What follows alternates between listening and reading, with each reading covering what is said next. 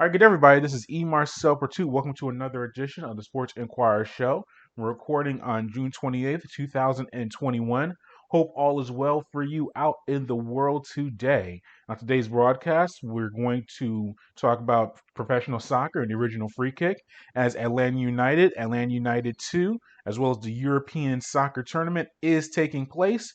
All within the past few days. I have some thoughts on that.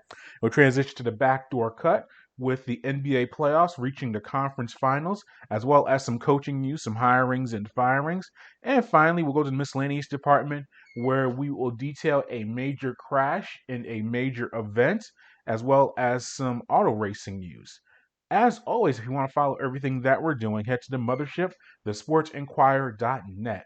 I highly recommend that you go to the site to read our recap of Atlanta United's contest against the New York Red Bulls that took place yesterday. You head to the site, you'll read a full recap with quotes and everything you'll ever need to know about that contest. So make sure you go to the site to check it out. You can also go to our Twitter, Instagram, and Facebook pages under Sports Inquirer. That's all one word. You do a search on there, search for us on there, and you will get live tweets and live updates of professional sporting events taking place. And I highly recommend that you do that. Finally, you can subscribe to us on our audio and video content providers such as YouTube, SoundCloud, Spotify, Google Podcast, and iTunes. Do a search under Sports Inquirer, and you will see everything that you need to. Like us, subscribe to us, and every time we put content out on our website, it automatically goes to those platforms. So make sure that if you want to keep up with all of our stuff, you do a quick like, and that will be a great way to keep track of everything that we're doing. Things are going well here in Atlanta, Georgia. Not too much that went on this weekend. I went to the gym, did some workouts, uh, took care of some maintenance, filled the car up. It was really just a relaxed week, a lot of sports to watch, and we'll go over all of that throughout the show. But you're starting to go out more a little bit, starting to do some more social activities. So things are going well here, for us. Very sad news out of Florida with in South Florida in the Miami area with the building or the condo. I don't want I guess to say destruction, but it was the collapse of the building and the tragic deaths of, and I don't even want to put a number on it because by the time you listen to this, it may be more, it may be less, but it looks like a really catastrophic event. Hundreds of people unaccounted for. You wish hope for the best, but it's just a very grim situation, and that's just it happened in the middle of the night too. So a lot of people were just sleeping in their beds and or in their house relaxing, and that happens, and it's just a very tired, a very dire situation seeing that. So unfortunately, you can't avoid that. And condolences and hopes and prayers to anyone involved, in that. But yeah, just watching that during the week was not fun, at all. With everything going on in the world, but had to acknowledge that before we move on to, I guess, some less trivial stuff, but fun stuff, I guess, in the world of sports. But I just wanted to throw that in there. But we'll start with Atlanta United in the original free kick portion of our show.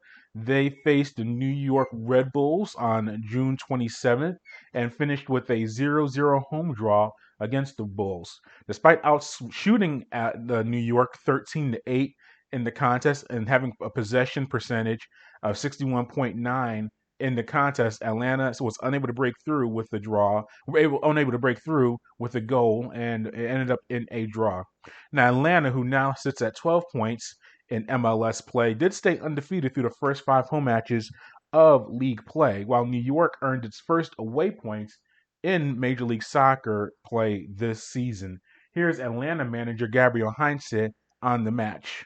Sí, dos equipos que físicamente son duros. Both teams were like physically strong. Que también se posicionan muy cerca del rival. Like both teams like to position themselves close to the opponents. Y bueno, y sí que en el segundo tiempo hemos cambiado posicionalmente. And it's true that in the second half we changed our position on the field. Y ahí pudimos encontrar un poco el juego nuestro. And we found a little bit the style of play we wanted. And per the scoring line, it was a scoreless first half, as obviously it was a scoreless final score. It was scoreless in the first half.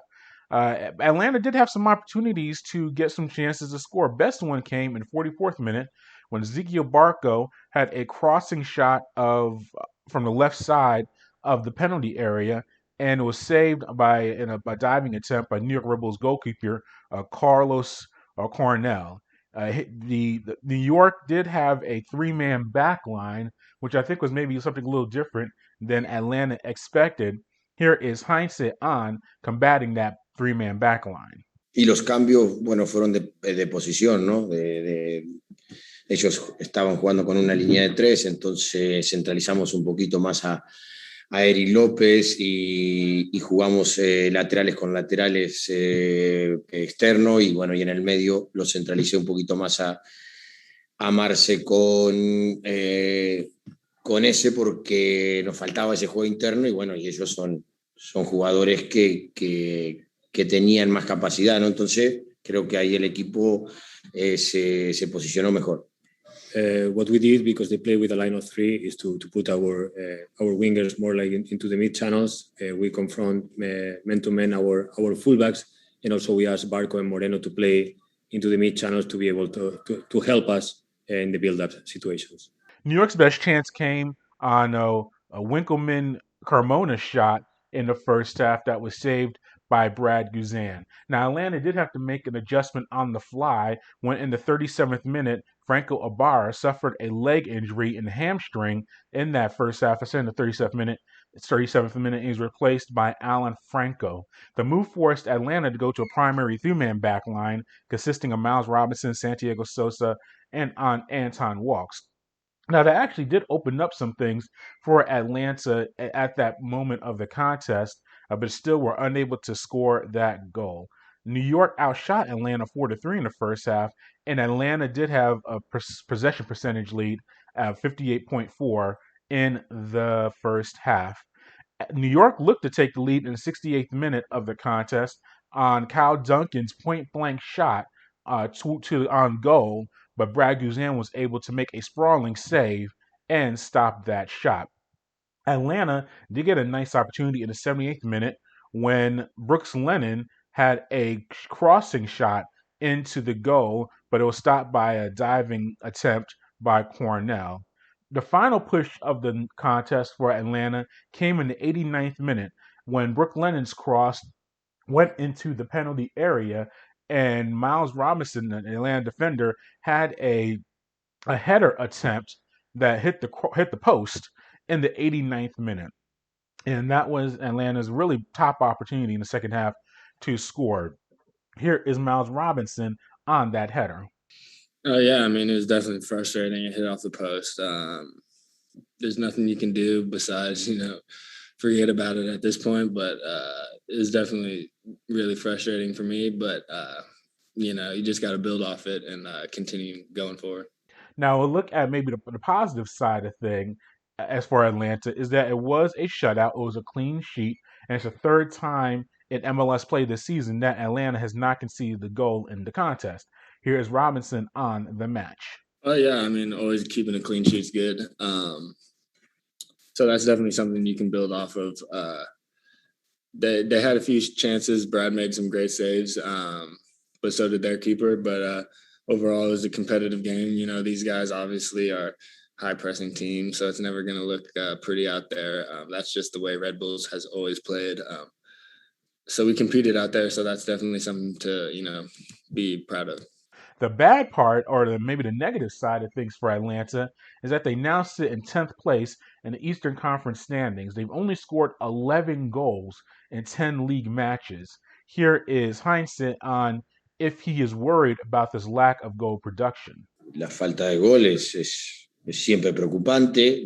Cuando te hacen goles también es preocupante. I'm worried when I don't score goals. I'm worried also when they score goals against us. Mire, le contesto siempre lo mismo.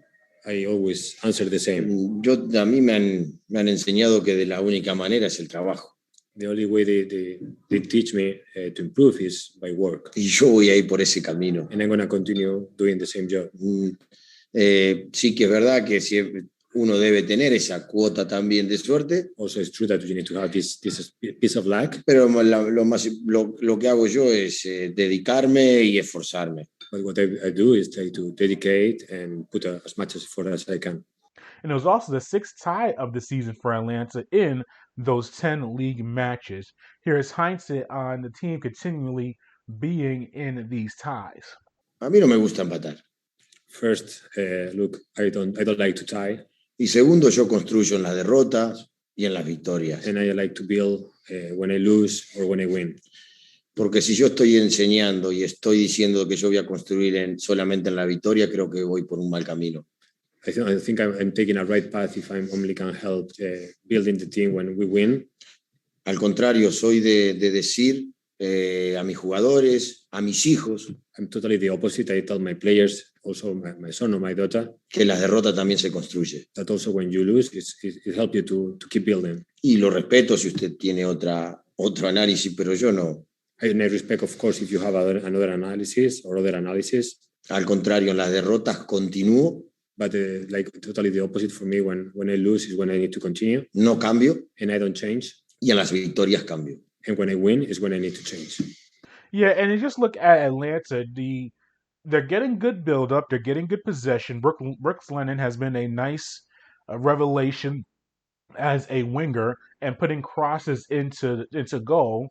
And they still aren't able to score goals. Now you could say Joseph Martinez, he's unavailable. He's with the Venezuelan national team as they play in Copa America. That's true, but they still just cannot find ways to score. Whether it's Eric Lopez playing up front, whether it's Ezekiel Barco maybe being able to play a little bit more forward, whatever the reason is, they are unable to find a way to score more goals. And that's been a really, I won't say dire situation for Atlanta, but they just cannot score. They are doing okay as far as defensively, but they just cannot find the back of the net. And their problems, I said, they finished their 10th in the standings, and you would figure they still should be a playoff team, and there's still a lot of season to play. But they have to make some major improvements, and we'll delve into this on our next show with the transfer window coming up for Major League Soccer. This may be a time for Atlanta to try to find some more emphasis up front as far as some scoring opportunities or getting players that can put themselves in a better position to get goals, for Atlanta. But they return to action on this upcoming Saturday, which is July 3rd, and it's 4th of July weekend. They're going to be at Chicago. So we'll have a preview of that contest in a future show. So make sure you keep up with that as we go along. Let's move on to Atlanta United 2. They were also in action last night, and they fell 2-1 at home to the Oklahoma City Energy at Fifth Third Bank Stadium in Kennesaw, as I said, on June 27th. Atlanta did have some good efforts in the contest, and we'll go over that. But the big takeaway from this contest is that the United 2 did have a lead in the second half. They led 1-0, but then conceded 2 goals in a 7-minute span to drop the contest. Here is Atlanta United 2 manager Jack Collison on the loss. Interesting. I thought for sort of 60 minutes up until we got the first goal, I was really pleased with them. I thought we were the better side with the ball. Showed a good desire to go and press and win it back when the opposition had it. I missed obviously a couple of good opportunities in the final third. It was that real killer edge, that final pass, that final shot where we were lacking. And obviously it was great. The goal was a fantastic piece of quality. Obviously into Will Riley, a wonderful assist from Robbie. And I'm really pleased for Matty that he's got his goal because he's been working hard. But what really disappointed me was it's probably the first time since I've been in that we showed a real naivety, I thought. After going 1-0 up, they're coming off the back of a tough week, and we just seem to retreat. And that's the mentality we need to try and change. We don't want to be a team who goes 1 up and retreats and tries to hang on. We want to push on and get more. So it was disappointing to see our reaction after the goal, and obviously at 1-1 they've got their tails up, and we concede off a set piece once again. So lots to learn. We know we're a young team. We know we've got lots of areas to improve on individually and collectively. But within it, there were some really, really pleasing parts. United 2 pushed forward early in the contest and created numerous opportunities to score. In the 5th minute, Robbie Mertz had a 1-on-1 opportunity against C.J. Cochran, the former Atlanta Silverback and a Georgia native who plays for Oklahoma City. He was able to stop Mertz's shot to keep the match scoreless. It looked like Atlanta was able to get a 1-0 lead in the first half on a Darwin Matthias wheel kick shot. It was a really beautiful play. He was able to get the ball in the middle of the penalty box area and whipped his body in a sideways angle to put the ball into the net. However, the goal was disallowed due to a foul called on Atlanta United 2 defender George Campbell away from the ball. Here is Collison on that no goal. Yeah, I probably shouldn't talk too much about the officiating that I've seen so far in this league. So I'll probably leave it there. But I believe it was a foul from George Campbell. But it's one of them things. We're not going to blame the refs. The full focus and the full blame is on us. And look, we're a young team. We're still learning. We're trying to get better and we're trying to improve. And as I said, there was a lot of pleasing and promising signs in terms of the way we want to approach the game with and without the ball. And now it's just trying to add that mentality piece. And I think we'll be in a good position to push on. There's no doubt we've got a talented bunch of players. There's a lot of potential in that room. It's just about now trying to maximise that potential and turn that into performances on a weekend. United 2 completed the first half with 10 total shots in the first 45 minutes of the contest, while Oklahoma City only had 6. Here's Collison on the second half adjustments that were made in the locker room. I mean, we were happy with in terms of our shape and the positions we filled on the pitch. It was just about the execution. We talk a lot to the group about execution in terms of being able to find the pockets, being able to switch the play, and then real moments in the final third which make the difference between an average USL player or a very good USL player who's got an opportunity to maybe go on to bigger and better things. And we struggled at times with the execution and the final pass. And as I said, it was pleasing to see him come out second half, start to move the ball really quick, play with real bravery and that fearlessness and trust. And then obviously we get the goal and you think, come on in, we're going to go on and maybe try and press for 2 and 3. And as I said, that mentality just to retreat and be happy with the 1 goal was probably the real disappointment tonight. And those adjustments came to fruition in the 49th minute when Atlanta was able to score their first goal and lone goal of the contest to take a 1-0 lead. A connection of strings of passes from Mertz, who was able to thread the ball between 2 Oklahoma City defenders to Matias Benitez in the penalty box area, and he hammered the ball into the top right corner of the goal to make the score 1-0. Now, you have to give credit to Caleb Wiley, and we'll hear from Wiley in a moment, on that goal. He was able to get the ball at midfield and make a nice thread pass to Mertz, who ultimately gave the ball to Benitez for the goal. It was Benitez's second goal of the season, while Robbie Mertz recorded his first assist of the season. Here is Caleb Wiley, who was I guess you get the hockey assist. He did not get an assist credit for this goal, but he was the one who started the charge. Here's Wiley on that goal.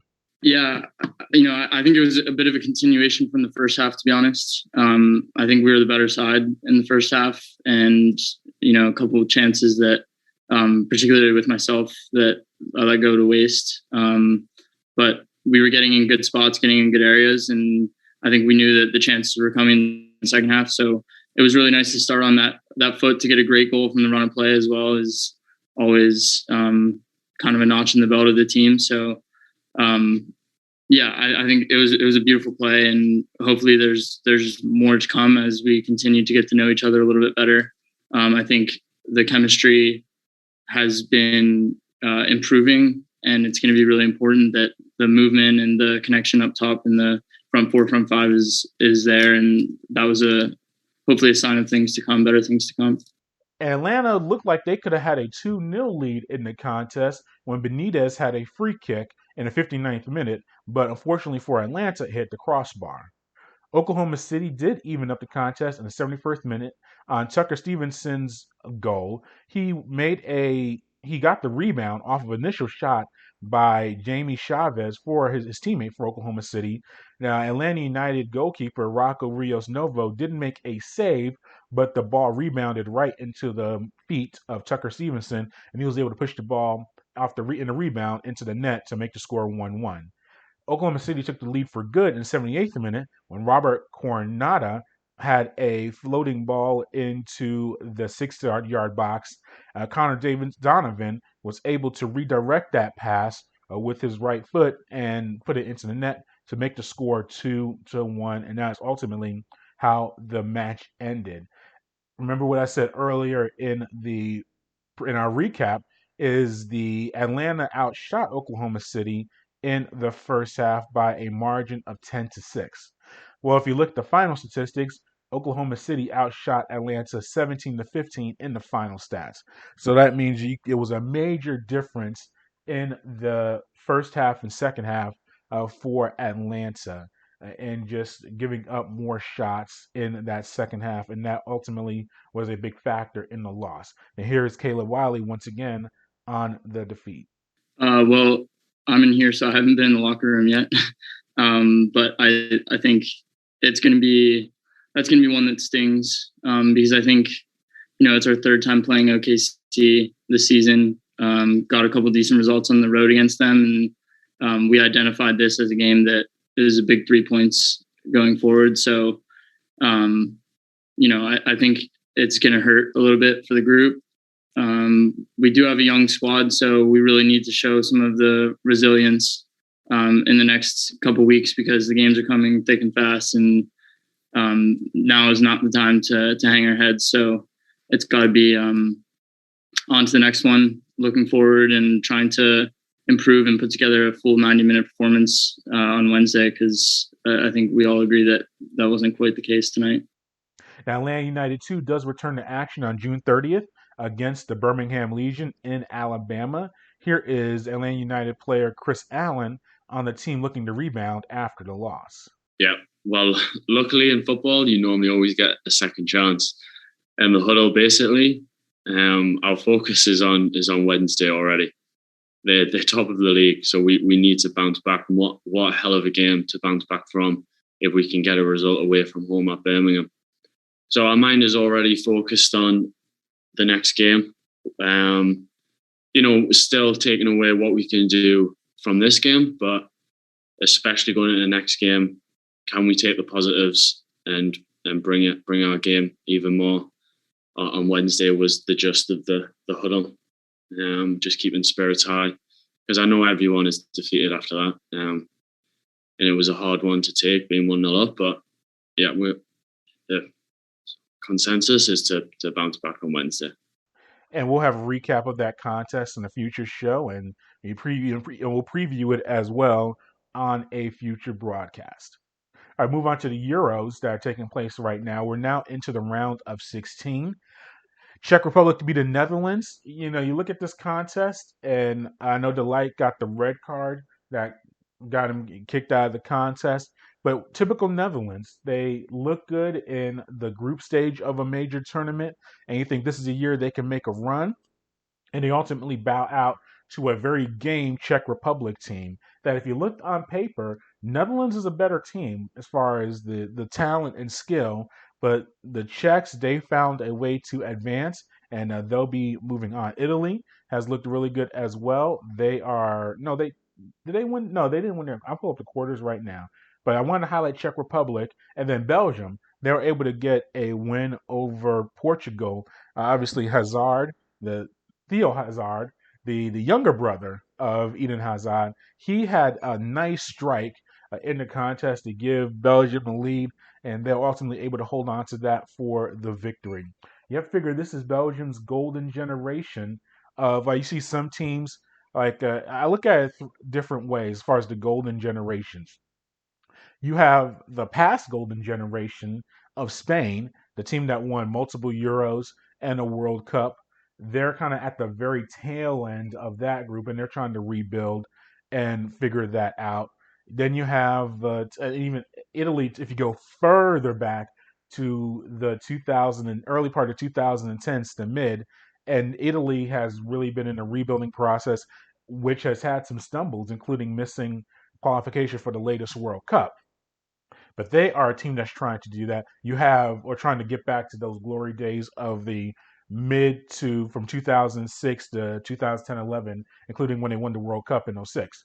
Then you have France. They're in their current golden generation of Mbappe and Pogba and Conte and all those guys. Griezmann, obviously, they won the last World Cup and they're looking to add the Euros to it. They're in the prime of their golden era and they've brought home some trophies.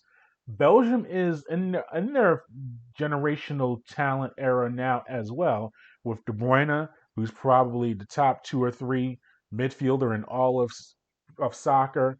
You have the Hazard brothers.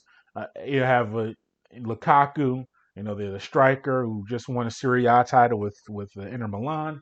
This is their group to bring home a trophy, and they haven't brought any home yet. So this is a really big moment for Belgian soccer because all those guys are in their primes or in their peak. And I think if you look at the next 2-4 years, they're not going to be in their peak. They're going to be in kind of in a decline. And this is where they need to get a championship. And I think beating Portugal, obviously, who have maybe the best player in the world, Cristiano Ronaldo, able to get past them. They are a team that looks very, very strong in the Euros and could be very competitive. So we'll be continuing to check that out. And also, Copa America is in its end stages. They're completing group play right now. I still think it's Brazil's tournament to lose. I have not seen another team look like they can really challenge them.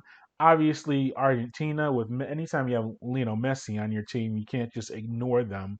But I still think that Brazil is it's on their home turf. Now, granted, they don't have the home fans like we've seen in the Euros. It's a limited attendance, but still playing in Brazil. That's a major factor. I don't care if it's an empty stadium or full stadium, and they're the most talented team as well.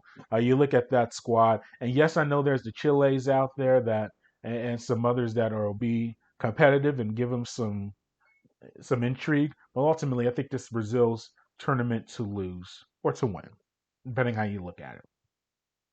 Let's move on to the backdoor cut and things going on in the NBA playoffs. I think the Hawks are in trouble. We saw them lose last night, 113 to 102. And yes, I know Trae Young injured the ankle at the end of the third quarter when he backed up into the official and rolled his ankle and had to get it treated.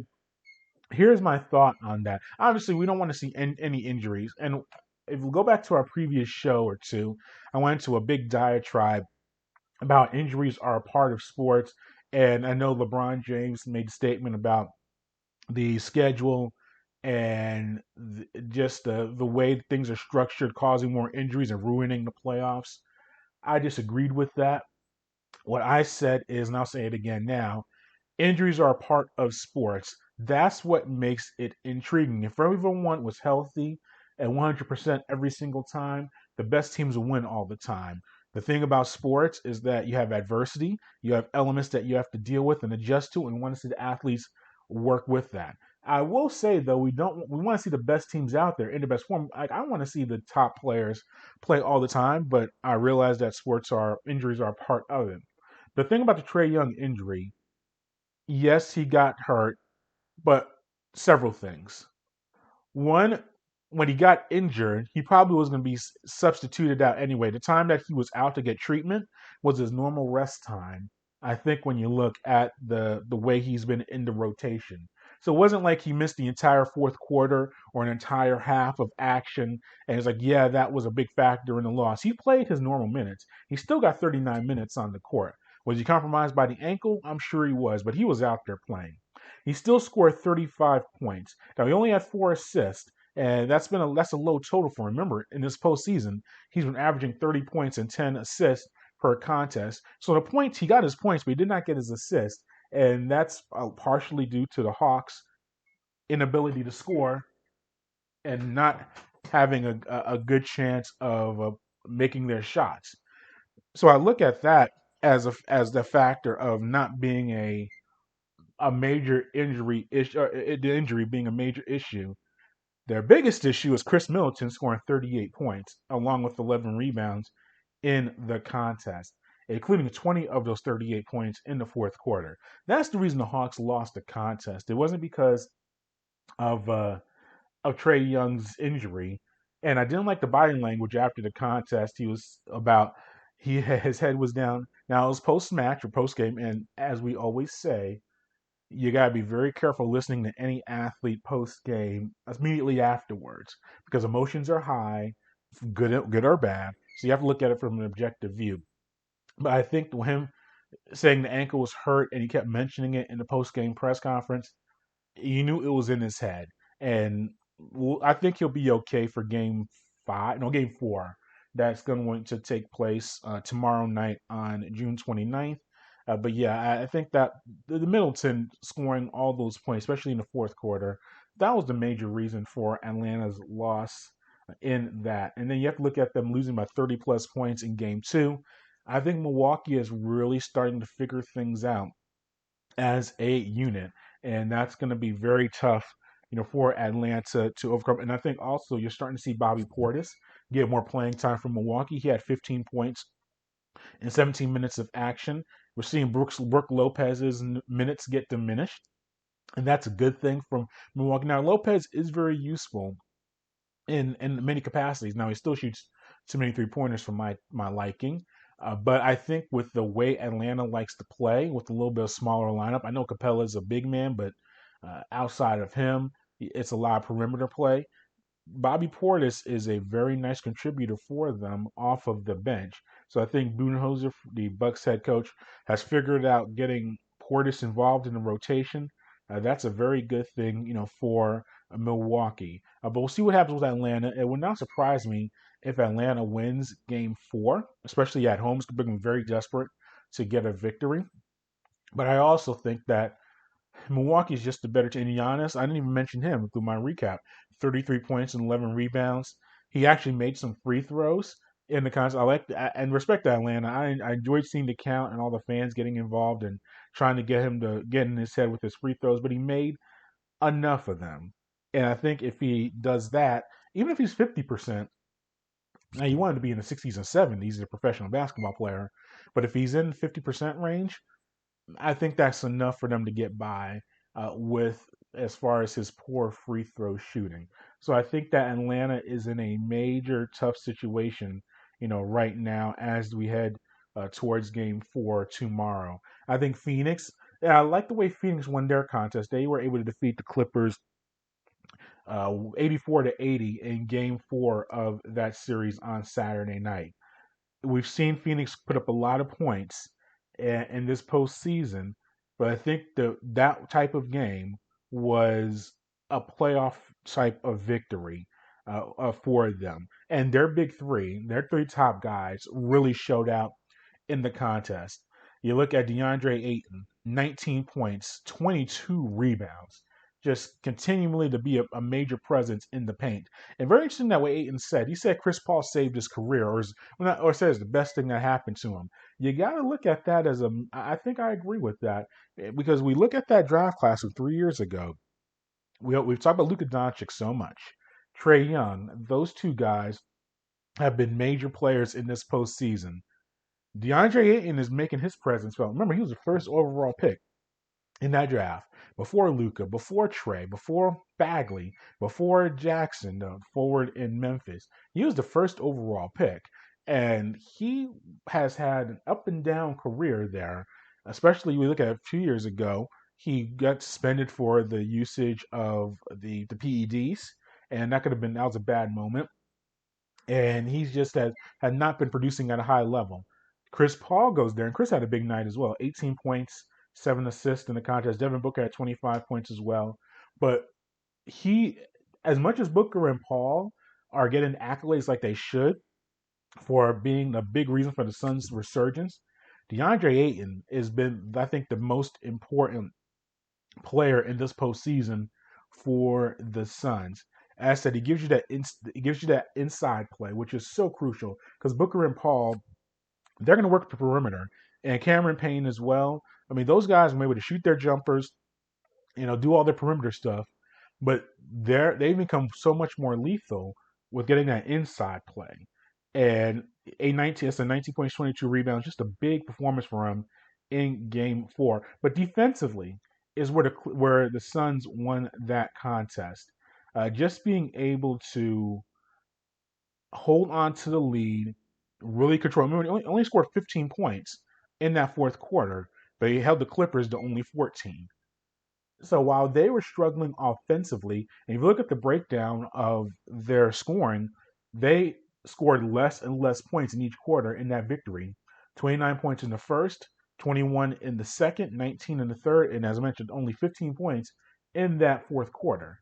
However, that defensive play kept the Suns in that contest and ultimately got the victory for them.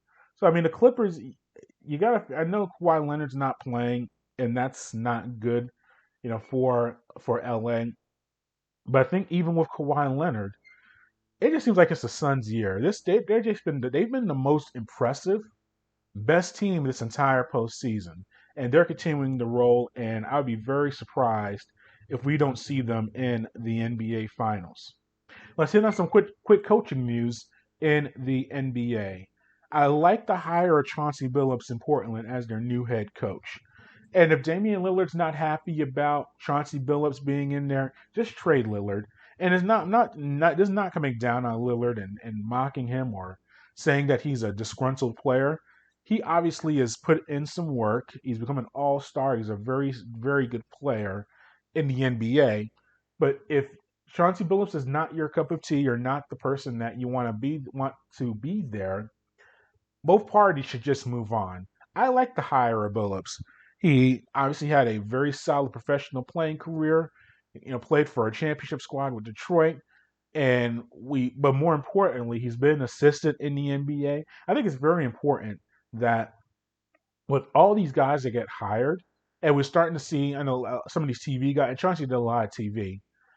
I think the biggest thing, I like to have my coach be an assistant, even if it's for a year, in the NBA, to know the system and know the grind and know the process of being an NBA head coach. I think it's very tough to go from the playing floor to being straight to a head coach. We saw that with Jason Kidd. It's been inconsistent. Derek Fisher, he went straight from playing to a head coach, did not work well.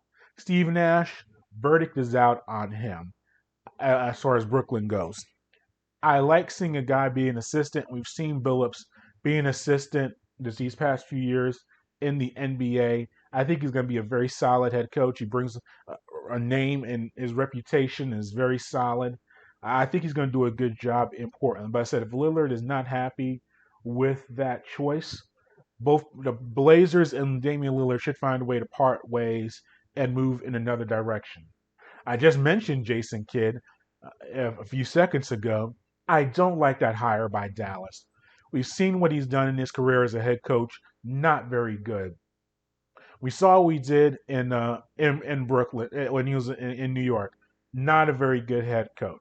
In Milwaukee, only able to get them to.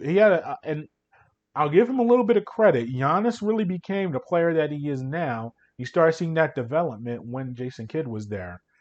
But ultimately, he was only able to get them to the conference semifinals, and he moved on from there. Had a lot of disgruntlement in the front office with Milwaukee.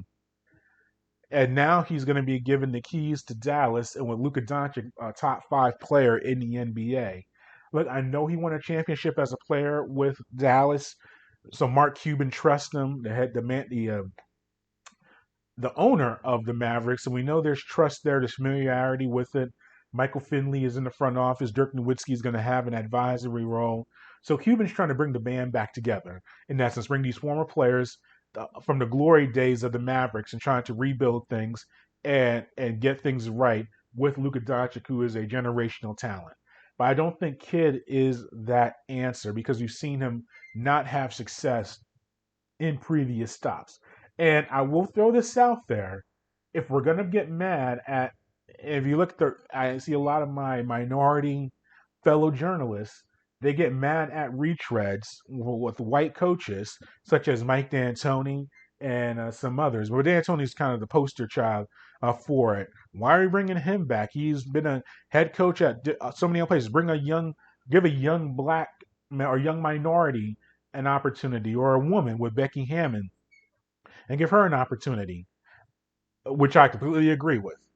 But I have not heard that same critique from those same black and minority journalists with Jason Kidd getting a third chance at a professional head coaching position and not being very successful. So if you're going to call out the owners for retreading white owner or white head coaches, you got to do the same for the minority and black head coaches. You got to call a spade a spade. You got to keep it real, keep it thorough. And I've not seen that by other journalists. So I wanted to put that out there because it's just, if you're going to be about a point, you can't be hypocritical about it. And Kidd being hired is a prime example of that. Now, a retread, quote unquote, that I do not mind is Indiana bringing back Rick Carlisle. Remember, he was the head coach of the Pacers earlier in his career. He also was head coach in Detroit. What he has done the past few years is he was the head coach for the Mavericks for a very long time, including winning that championship with the Mavericks. I like that at least with Carlisle, he's a retread, but he's been successful. He had a good run in Indiana in his first stint, had a solid run in Detroit in his first stint, and had a really good run with the Mavericks, including that championship campaign. So with him bringing him back, Indiana's a unique, every city is unique, but Indiana's unique in its ways. I think that's a good hire for the Pacers to bring back a championship winning head coach that knows that city well and knows that organization. I really like Boston hiring Ime Udoka as their head coach. He's been an assistant at several locations. He was really cut his teeth in San Antonio as an assistant there for several years. And he was in Brooklyn this past season. He's a young guy. He's in his 40s. He's a black man.